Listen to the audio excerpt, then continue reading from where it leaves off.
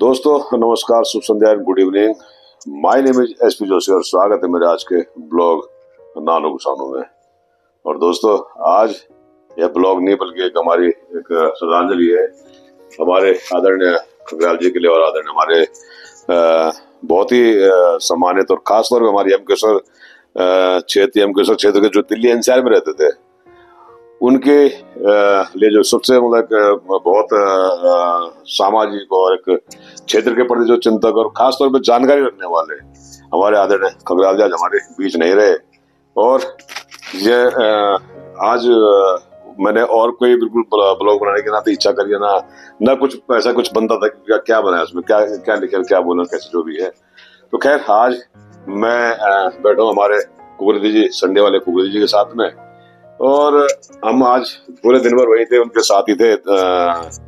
सुबह 7 साढ़े 7 बजे शायद हम निकल चुके थे यहाँ से और अब शाम को करीब घर में पहुंचे 5 बजे करीब 5 साढ़े 6 बजे करीब है। तो आज एक बहुत ज्यादा दुखद विषय रहा कि सबसे बड़ी बात क्या थी कि वो मेरी परसों ही बात हुई थी। तो उन्होंने कहा था कि मैं गाँव जा रहा हूँ और आज सुबह यानी कि 20 तारीख सुबह 5 बजे के अपनी गाड़ी बुक करी गाँव जाने के लिए। गाँव में भी कुछ कार्यक्रम था, उनके भाई के पोते का जो था एक मुंडन संस्कार का। तो मेरे साथ बैठे कुबरदी जी और कुबरदी जी तो उनके गांव से ही है, क्योंकि जितना मैं जानता हूँ मुझसे ज्यादा कुबरदी जी जानते हैं उनके बारे में, क्योंकि उनका आज हम दोनों जो हमें आज ये बता रहा हूँ कि दोनों हम जो यहाँ बैठे हुए हैं यह भी उन्हीं का एक वो है कि मतलब उन्हीं के कारण हम यहाँ पे, क्योंकि यहाँ पे जो मकान लिया उन्होंने बोला ले ले पिंकी ले ले सकते हैं ऐसे लेके आया था, देख के आते हैं। देखा कई बार आया, हर सोमवार को छुट्टी होती थी, हर सोमवार को चलो जी वहाँ चलते हैं। हमने कम से कम 6 महीने तक हर सोमवार को यहाँ आया। तो 6 महीने बाद फाइनल करा तो वो है जो भी हमारे दुख तकलीफ होती थी हम उनके साथ में हर तरह से शेयर करते थे। कभी हम सोचते थे कि वो हमसे बड़े हैं, हम उनको अपने बराबर के समझते थे। बहुत मतलब हर चीज से हम मतलब उनकी जो सोच थी, सोच कभी मैंने नहीं सोचा कि कभी सोच उनकी गलत रही होगी। उनकी एक ऐसी सोच थी कि मतलब एक समाज को इकट्ठा करना, सबको एक मतलब किसी न किसी प्रकार से मतलब ऐसा है कि जैसे अब मैं बता रहा हूँ कि मैं तो कभी ले नहीं पाता मकान, वाकई में नहीं ले पाता, क्योंकि हम सरकारी मकान में आदत पड़ी हुई थी हमें। तो उन्होंने बोला अरे कुछ नहीं, पैसे पूछे तो होते रहते हैं, लोन करो और साला ले लो, जितना तुम्हारा किराया भरो उतना तुम्हारा अपना मकान दोगा कम से कम तुम्हारा। तो वो बात मुझे लगता है उसके बाद में वही कारण है कि उसके बाद फिर बगल में दूसरा फ्लैट भी लिया। जो वो नहीं लेता तो शायद जो सरकारी मकान छोड़ के आता तो मुझे लग रहा कि एक भी नहीं वो कर पाता मैं। खैर उनके लिए मेरी श्रद्धांजलि तो कर हमेशा एक यादें तो उनके हमेशा यादें रहेंगी हमारे जहन में। दूसरी बात जो समाज में जो उनकी जो उपलब्धि थी, समाज के लिए जो हमारे खासतौर पर हमारे समाज के लिए जो उनकी उपलब्धि थी वह अनुकरणीय थी। 1968 की जो एक हमारे उदय मंडल हमारी सामाजिक संगठन है, आज उपाध्यक्ष हमारे साथ में जो हमारे संडे वाले उपाध्यक्ष भी हैं उसके। और लेकिन 15 अगस्त 2010 को जब हमने उसको पुनर्जीवित किया था उदय मंडल को, तो हमें ABCD कुछ पता नहीं था उदय मंडल को, जानते भी नहीं थे हम कि सामाजिक संगठन होते कि हमें नहीं पता था इतना। हम अपने लेवल में कुछ ना कुछ जरूर कर देते थे, लेकिन ऐसा नहीं था कि मतलब बिल्कुल बहुत कुछ कर लेंगे या क्या कर लेंगे, ऐसा कुछ नहीं था। लेकिन उन्होंने जब हमें अपना बताया कि चिंता मत करो मैं हूँ साथ में, और जो उन्होंने हमें उसके भी ABCD सिखाया, जो भी सिखाया उन्होंने, मैं सच बता रहा हूँ उनके थ्रू ही हमने सीखा है, उन्होंने उनके माध्यम से हमने सीखा है। और कुबरदी जी भी देखा था उदय मंडल के थ्रू यहाँ पे मिले हैं, आपस में मिले नहीं था, हमें उन्होंने ही मिलाया था। तो हम एक दूसरे को कोई जानते भी नहीं थे। और आज वहां पे कितनी भीड़ थी बहुत ज्यादा भीड़, बहुत ऐसे लोग थे कि जो आके जिनके बारे में मतलब आज का थोड़ा दिन था, शादी ब्याह वाला दिन था, तो कुछ लोग आए थे, कुछ लोग नहीं आ पाए। बहुत लोग नहीं आ पाए क्योंकि पहले पूरे कार्यक्रम किशनगंज में रहते थे। किशनगंज में कम से कम 35 साल से ऊपर रहे मेरे ख्याल से। हाँ, तो वहाँ के भी जो संस्थाएं हैं वो भी लोग आए थे, वहाँ के लोग आए थे। हाँ, आनंद आए थे, आए थे, बूढ़ा बूढ़ी ज्वेलर्स आए थे। तो मतलब बहुत पुराने लोग, सज्जन शर्मा जी हमारे राज्य मंत्री जो है वो आए थे। कई लोग आए थे और मेरे ख्याल से अनगिनत लोग आए थे, भी नहीं है। हाँ, अनगिनत लोग आए थे वहाँ पे। वाकई में यह उनका प्यार ही था, उनका जो समाज के प्रति जो थे दृष्टिकोण लोगों के सामने था। उनके जो सबसे ज्यादा सीखने वाली चीज थी उनसे शायद हम उस चीज को फॉलो कर भी नहीं पाएंगे। उनका जो बोलते हैं ना कि मतलब कि बिल्कुल किसी ने कितना भी जो बोल दिया होगा वह कभी भी मतलब उनसे वो उनको गुस्सा नहीं हुई, यानी कि एक बिल्कुल उनके अंदर एक सहनशीलता, वह बहुत बड़ी चीज थी।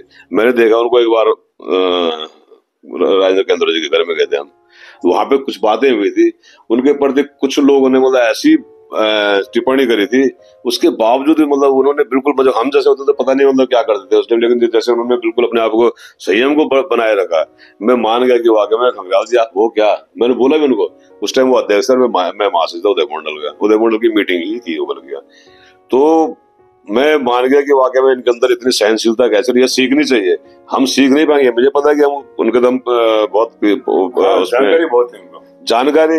आप पिताजी का नाम लो, दादाजी का किसी ने मेरे, हाँ सभी कई संस्थाओं से जुड़े, कई लोगों से जुड़े। सबसे बड़ी बात है याददाश्त उनकी गजब की थी, उनकी जो याददाश्त थी शायद मुझे नहीं लगता कि हमारे क्षेत्र में किसी को इतनी याददाश्त होगी। उनके दिमाग में माइंड में पूजा का काम भी करते थे, लेकिन जो से बहुत बढ़िया करा था। अच्छा, वहाँ लाल बहादुर शास्त्री से पता, उसके बाद क्लाट प्लेस में एक वो है, नाम याद नहीं आ रहा क्या है, वहाँ से उन्होंने करा था, अभी बड़ी उम्र में करा था उन्होंने। अच्छा, और नौकरी कहाँ करी थी पहले? नौकरी क्लाट प्लेस में थे, लेकिन उनको कहीं बाहर भेजे थे, गए नहीं हो नौकरी। अच्छा, नौकरी दिल्ली में नौकरी करते थे क्राउन प्लेस में, और सरकारी टाइप की नौकरी थी, अच्छी नौकरी थी, लेकिन उन्होंने अपने बच्चों से दूर होने के कारण कि नहीं दूर नहीं होगा, तो उन्होंने नौकरी ही छोड़ दी थी। उसके बाद उन्होंने कुछ बल्कि LIC के एजेंट ग्रुप में भी थोड़ा सा काम करते रहे, जो अपना थोड़ा हल्का फुल्का, और साथ ही समाज के लिए तो मतलब लगातार उदयपुर मंडल का जीवन जो, अगर वो नहीं होते, देवेंद्र जोशी जी भाई साहब ने हमारे जरूर प्रयास करे, शुरुआती प्रयास करे थे, काम बोलते थे, तैयार रहते थे, हमेशा उनके मुंह से ना नहीं सुना हमने कभी भी नहीं। मैंने कई साल उनके साथ बिताए हैं उदयपुर मंडल जुड़ने के बाद। उससे पहले नहीं जानता था, मैं सच बताऊं आपको, उससे पहले मैं कुछ नहीं जानता था कि खंगराल जी कौन है क्या है, बल्कि मैं अचंभित रह गया कि जब उन्होंने बोला कि अरे आप बगल में परवीन राणा जी हमारे यहाँ बम्बा के रहते हैं, जोगिंदर राणा हमारे यहाँ पे खरदुनी के रहते हैं, मतलब हमें कुछ पता नहीं, हमारे लोग यहाँ पे अनिल न्यालोकर यहाँ पे रहते हैं, मेरे सिलसिले गाँव के हमारे आमली के सारे लोग, कई लोग, हम किसी को नहीं जानते थे। तो उन्होंने बोला जो अरे तुम बोला अपने लोगों को भी जानते हैं, बात सच्चाई थी, हम क्योंकि स्वयं तक सीमित थे हम, जो अगर आज समाज के लिए थोड़ा सा भी हम जो योगदान इतना तो दे नहीं पा रहे, लेकिन जो भी दे रहे, मैं ये कह रहा हूँ कि उदयपुर मंडल भी तब जाके क्योंकि हमें उन लोगों ने हमें रास्ता दिखाया था इन चीजों के बारे में। उसके बाद उन्होंने कई लोगों से मुझे मिलाया, कई ऐसी जगह गए कि मैं मतलब हम डरते थे किसी एक विधायक को मिलने से भी। तो उन्होंने कभी सतपाल महाराज से मिलना, कभी TVS रावत से मिलना, कभी किसी, ये हमारे प्रक्रिया लगातार सतत प्रक्रिया चलती रहती थी, और कई लोगों से मिलते थे। उसके बाद तो हमने बहुत ज्यादा मिलना जुलना शुरू कर दिया, जो बल्कि गढ़वाल भवन में जो आंदोलन हुए थे जो उसके खिलाफ, उसमें भी उन्होंने सबसे पहले चलो यार गढ़वाल हितैषी सभा से जुड़े रहे। हाँ, गढ़वाल हितैषी सभा के सदस्य भी थे वो, और आपका इसके किशनगंज के तो वही थे, वो काफी विद्यालय संस्था से भी जुड़े हुए थे, बहुत चीजों से बहुत उससे जुड़े हुए थे। तो खैर बातें उनके बारे में करने के लिए तो बहुत मतलब कि सूरज को दिया दिखाने वाली बातें हैं।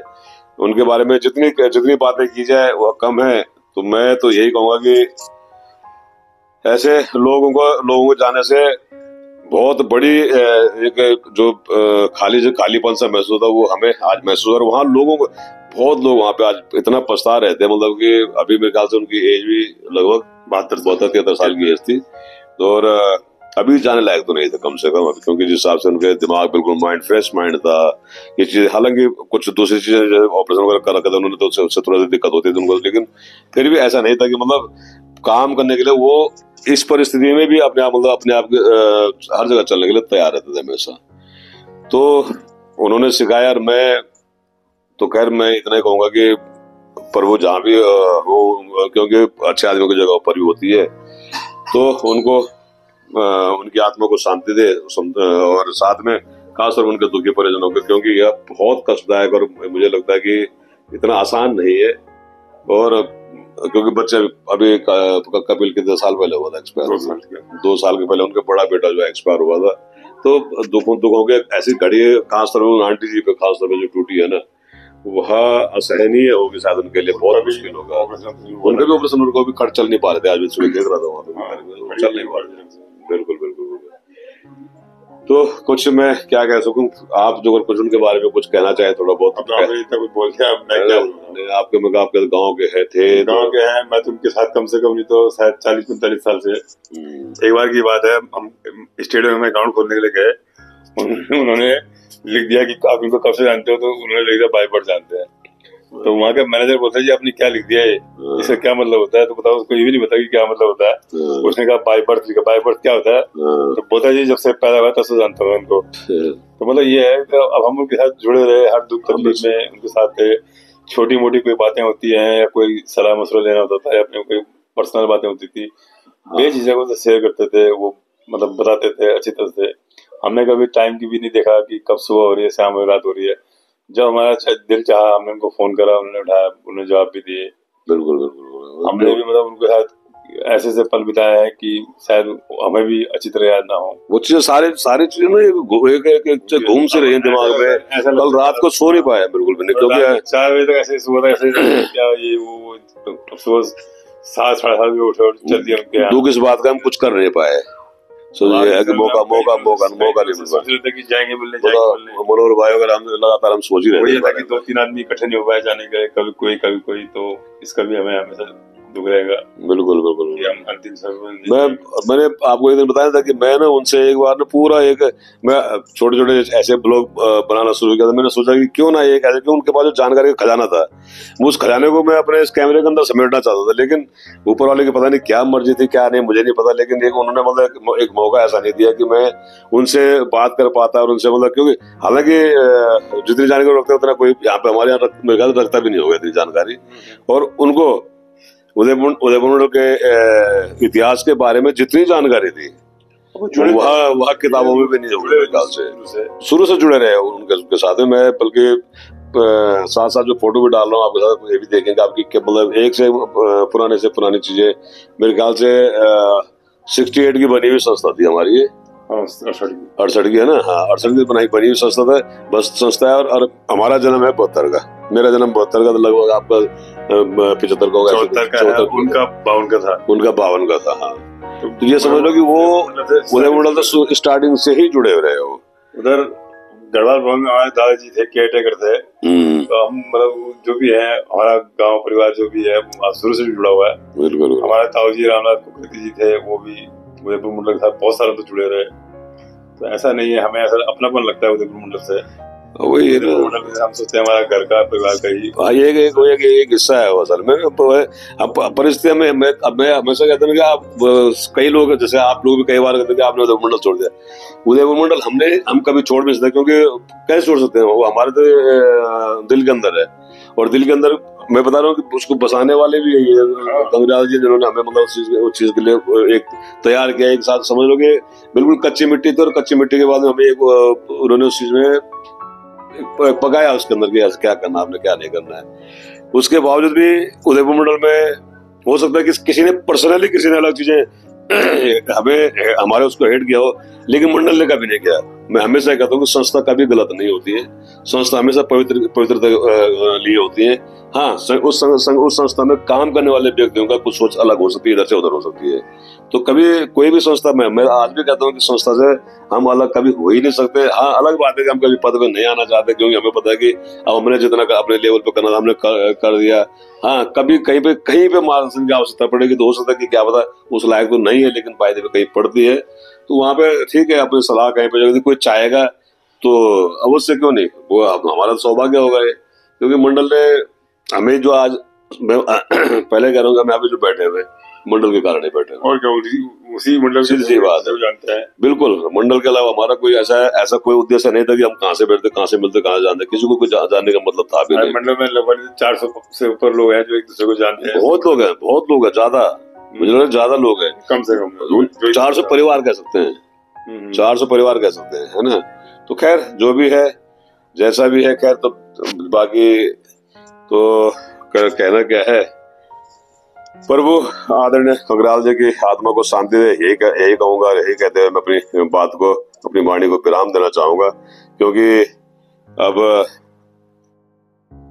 तो खैर आज के जो ब्लॉग में मैं सिर्फ श्रद्धांजलि के लिए ही ब्लॉग बनाया। मैं अपने सोचा कि क्यों ना हमारे पास और हथियार भी क्या है, हमारे पास चीज भी क्या, हमारे कुछ है भी नहीं, और डेली हम ब्लॉग बनाते हैं। ब्लॉग के माध्यम से तो मैं अश्रुपूर्ण या ये कह सकता हूँ कि दिल की गहराइयों से सम्मानित कंकरियाल जी को अपनी श्रद्धांजलि अर्पित करता हूँ, और साथ में उनके परिजनों को, जो दुखी परिजन हैं, उनको इतने बेहद कष्ट, गंभीर कष्ट को सहने की शक्ति मिले।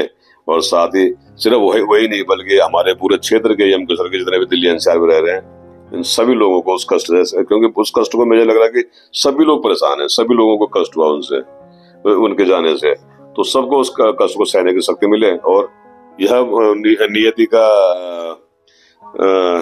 एक फैसला मानकर स्वीकार करने के अलावा कुछ चारा है भी नहीं। तो खैर आज के ब्लॉग में इतना ही, आज नानू किसानों के आज के ब्लॉग में, और क्या आज कुछ विशेष है नहीं। तो मिलते हैं कल फिर नई दिनचर्या के साथ में। आज की बुरी दिनचर्या कहूंगा, या ये कहूंगा कि एक बेहद कष्टदायक दिनचर्या के साथ ही आज के ब्लॉग को करता हूँ यही समाप्त। धन्यवाद, नमस्कार, जय हिंद, जय यम किशोर, जय उत्तराखंड।